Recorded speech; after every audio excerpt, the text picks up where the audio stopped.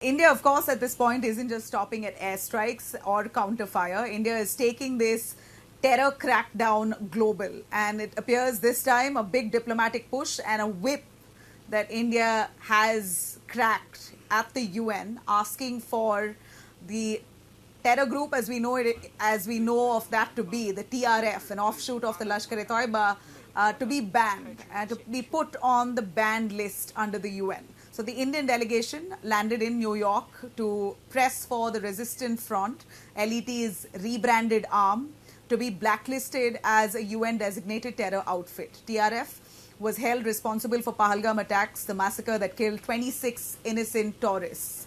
Now, at the UN office of the Counter-Terrorism and the 1267 Sanctions Committee, India has argued that TRF is nothing but a new mask for Lashkar-e-Taiba that's already a prescribed group and must face global sanctions. So if LET is banned, then it's but obvious that TRF, which is almost a brainchild of the LET, must be on that banned list.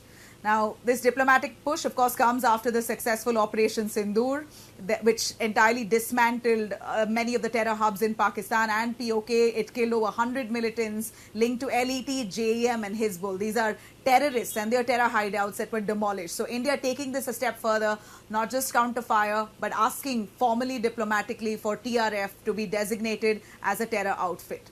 Now, as we see, the end game for India, it appears clearly, is only dismantling all the terror hub that Pakistan has unleashed.